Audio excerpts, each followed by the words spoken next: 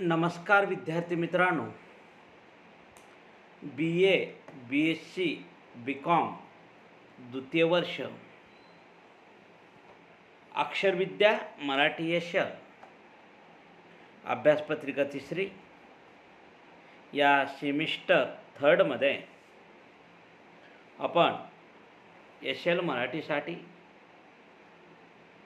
नवीन अभ्यासक्रम विद्यापीठात आलेला आहे तो पाहत आहोत. त्यातील थेरवड नावाचा पाठ आपण पाहतोय. थेरवड हा वेचा अस्तित्वाच्या रेषा या वैचारिक लेखसंग्रहातून घेतलेला आहे. राजा ढाले हे थेरवड या विचार कथेचे लेखक आहेत.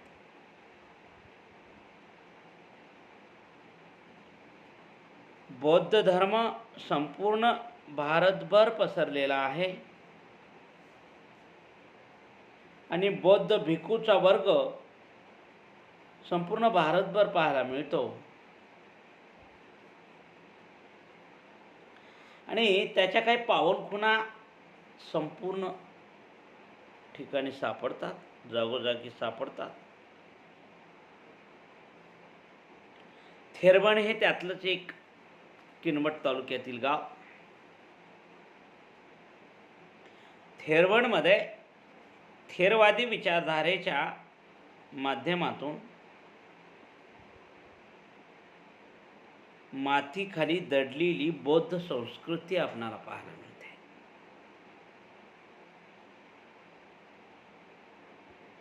लेखक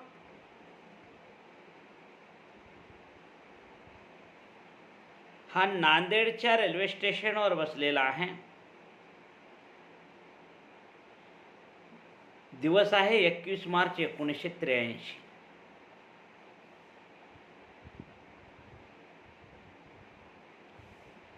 नांदेड नंतर येणाऱ्या मुदखेड या स्टेशनपासून ह्या मार्गाला एक वेगळाच फाटा फुटत होता आणि तो आदिलाबादकडे प्रयाण करीत होता. या मार्गावरच किनवट उभं होतं. माझ्या प्रवासाला तो एक नवा फाटा फुटणार होता. लेखक आदिलाबादकडे निघालेला आहे.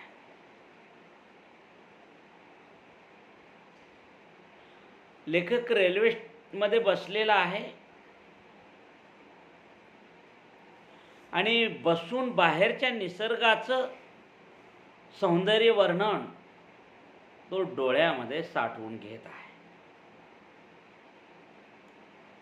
लेखकासोबत नांदेडवरून 8-10 मुलं आहेत आणि त्यांचं लक्ष सगळं डब्यातला हास्यविनोद करत बसलेली पाहायला मिळतात. लेखकाचं लक्ष खिडकीतून बाहेर येतं. बाहेर निसर्गाकडे पाहत असताना लाल चुटुक अशा उत्फुल्ल फुलांनी खिचून भरलेलं झाड, त्या फुलाच्या झाडावरची सगळी पानं गळून पडली होती. सगळं झाड हे लालमय झालेलं होतं आणि खाली जमिनीवर असा लाल रंगाचा सडाच्या सडा पडलेला होता.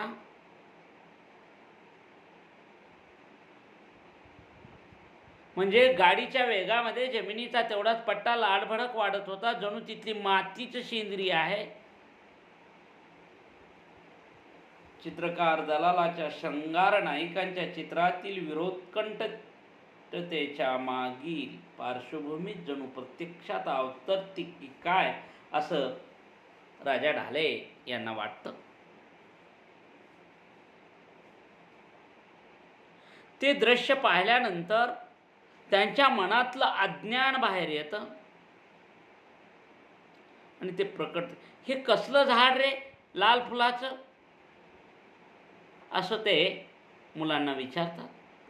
सर्वजण पळसाचं असं म्हणतात, कारण लेखकाला पळसाचं हे झाड आहे हे माहीतच नसतं. आणि रांगच्या रांग मुदखेडपासून किनवटपर्यंत, किनवटच्या पुढं म्हणा पळसाची रांगच्या रांग आहे. आणि त्या झाडाच्या पळत्या रांगेकडे लेखक सारखा पाहत आहे. त्याचे डोळे त्या झाडांकडं, तिथल्या लाल रंगाकडं, त्याच्या फुलाकडे. झाड डवरलेलं आहे, खाली लालबुंद अशी शेंद्री फुलं पडलेली आहेत. जमीनच काय शेंद्री आहे असं वाटायला लागलेलं असतं. आणि लेखक विचार करायला लागलेला आहे. आणि तो म्हणतो, पळसाचं हे झाड नसेल, पांगऱ्याचं असेल. पांगराही याच दिवसात फुलतो. पण मुलं सांगतात पांगराही याच दिवसात फुलतो आणि पळसही याच दिवसात फुलतो. हे पळसाचीच झाडे आहेत. पलाश पुष्पाभोवती इतका वेळ पिंगा घालणारं माझं मन समोरच्या दृश्यातून एकाएकी उंच गिरकी घेतं.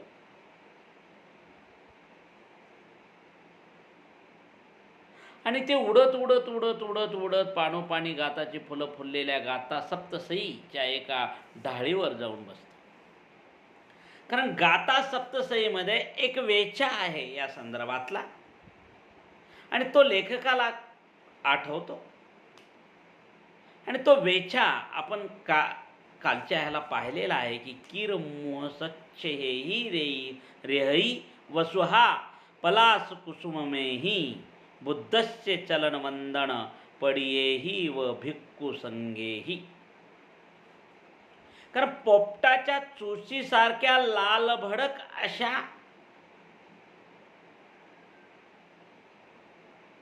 लाल फुलांनी सुमनानी ही सृष्टी नटलेली आहे, विणलेली आहे सुंदरपणे. आणि बुद्धाच्या चरणवंदनी विनीत झालेला जणू हा भिक्खू संघच वाटायला लागलेला आहे. ही गाथा आणि समोरचा देखावा यामध्ये खूप साम्य लेखकाला जाणवायला लागतं. एक आंतरिक नातं या दोघातलं पाहायला मिळतं. कारण पळस आणि बौद्ध, गौतम बुद्धांना पळस आवडायचा. पळसाचा आणि बौद्ध भिक्खूचा, बौद्ध धर्माचा आणि पळसाचा खूप आंतरिक संबंध आहे, नातेसंबंध आहे. कारण यातला आंतरिक संबंध लेखकाच्या मनामध्ये जागृत होऊ लागला. आणि ही विचाराची धारा समृद्धीचं पानं एक एक एक एक एक एक एक काढत होती. आणि लेखकाच्या मनातल्या खोल तळामध्ये ही गाथा उतरलेली होती. 5-6 वर्षापूर्वी वाचलेली ही गाथा जवळजवळ ती विसरूनही लेखक गेलेला असतो, पण ती अचानक आठवली. वास्तविक ती एका प्राकृत भाषेतली गाथा आहे. हाल आणि सातवाहनाच्या काळामध्ये गाथा सप्तसई ही गाथा किंवा हे लिखाण आपणाला सापडतं.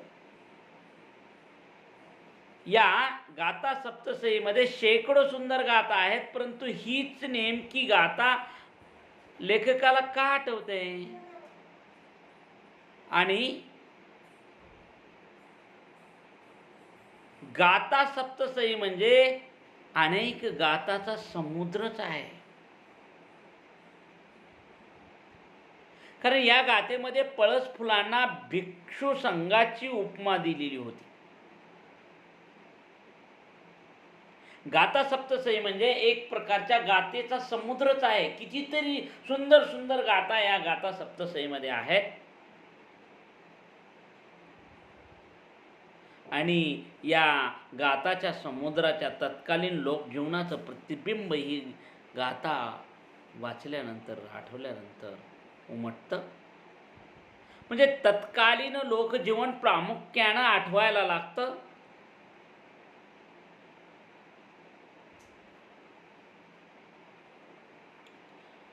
आणि महाराष्ट्रातील लोकजीवनाशी समरस झालेल्या बुद्ध धम्माचं प्रतिबिंब कुठंतरी उमटलं आहे की मी या गाथाच्या समुद्राच्या खोलवर बुडी मारून धुंडत होतो.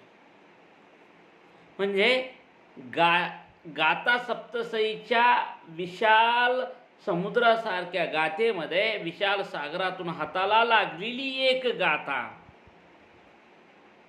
आणि ती एकुलती एक गाथा, साहजिकच ती माझ्या मनावर ठसली होती. लेखकाच्या मनावर ठसलेली ती गाथा समोर दिसणाऱ्या पळस फुलाने तिचा संदर्भ जागवलेला होता. मनामध्ये एक तेज, मनाचे एक उत्तेज. कारण पळस फुलांना पाहिल्याबरोबर ती गाथा आठवते.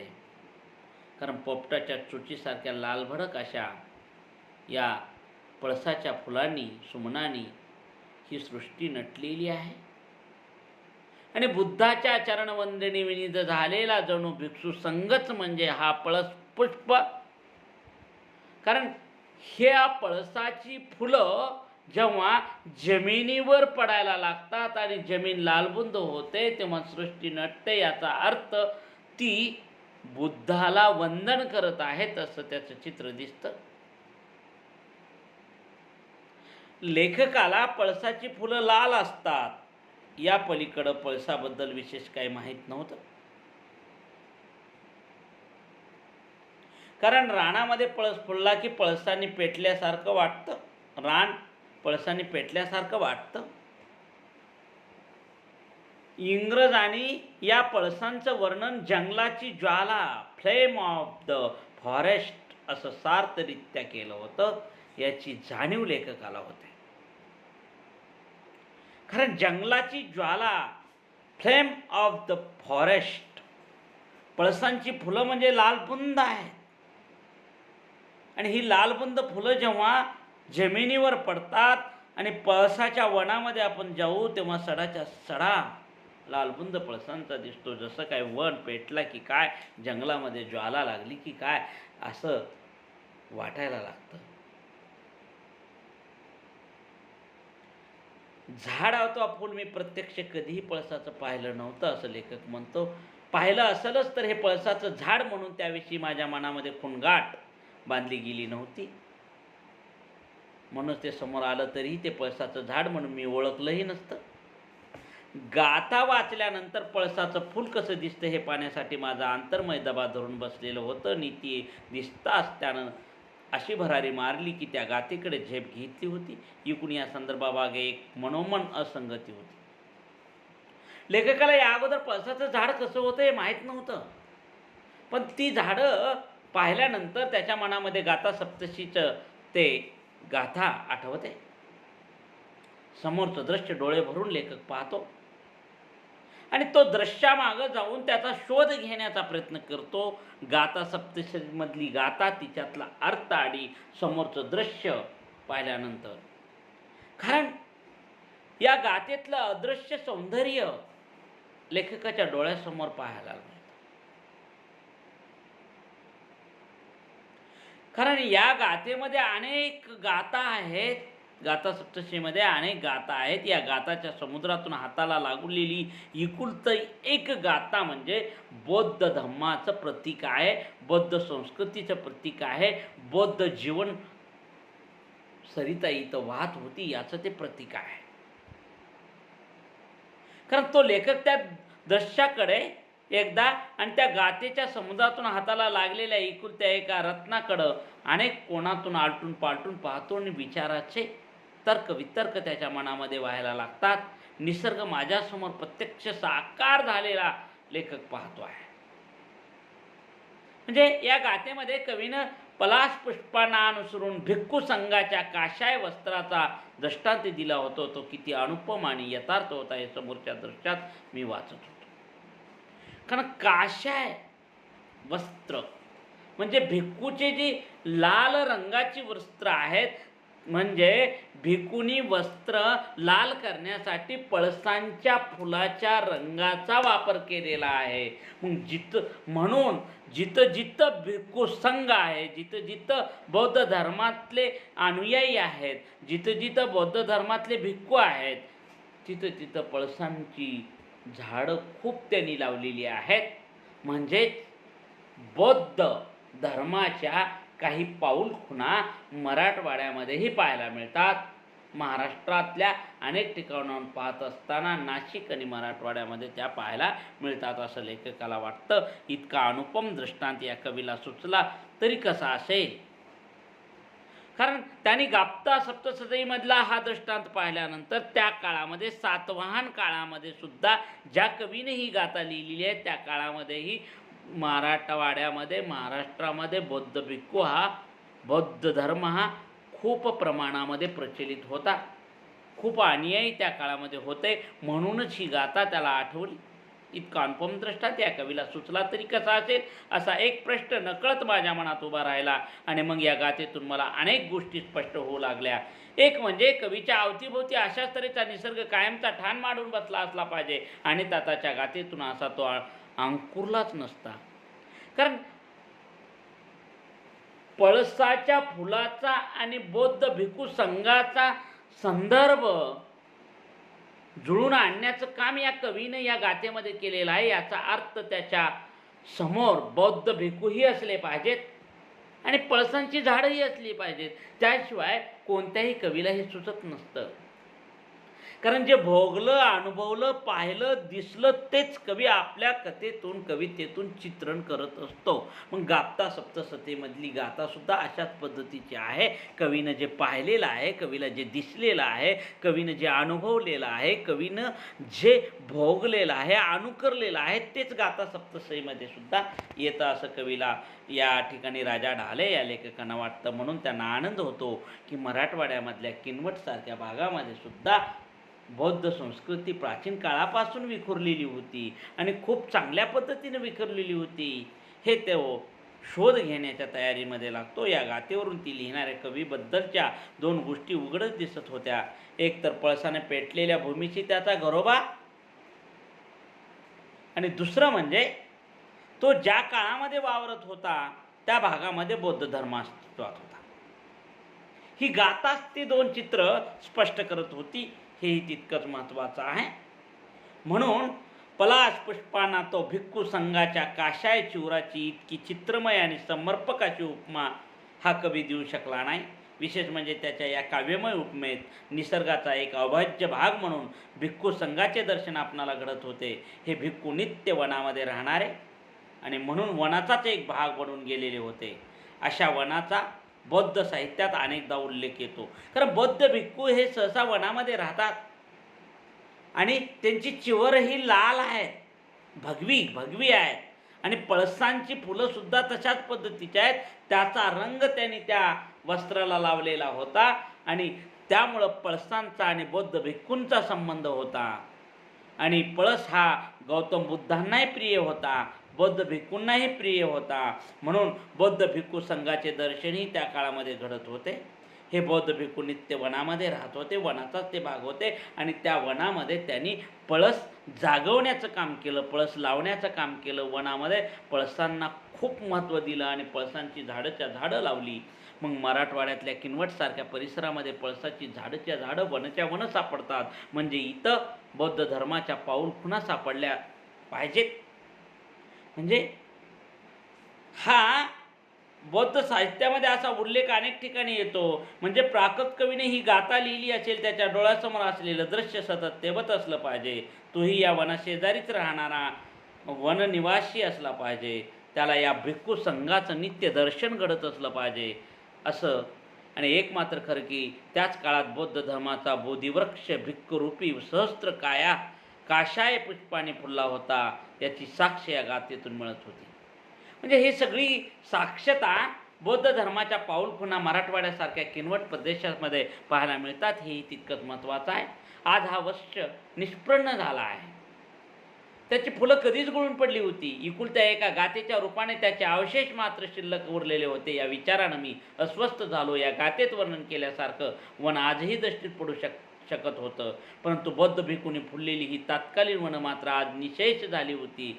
त्या गाथेतल्या प्राचीन अवशेषाकडे समोरच्या दृष्ट्याकडे मी आलटून पालटून हताशपणे पाहत होतो आणि विचार करीत होतो. इतक्यात गाडीची गती निखळली आणि आडरानातलं एक स्टेशन माझ्यापुढे येऊन उभं राहिलं आणि त्याच वेळी माझ्या बेसावत नजरेसमोर एक पाटी सरकली थेरबार. कारण हा विचार करत असताना, बौद्ध भिक्खूचा आणि पळसांचा विचार करत असताना, जिथं जिथं पळसांची वनं आहेत, झाडं आहेत, तिथं तिथं बौद्ध भिक्खू वनामध्ये राहत होती. त्याच्या पावलखुणा गाथा सप्तसईच्या या गाथेमध्ये पाहायला मिळतात.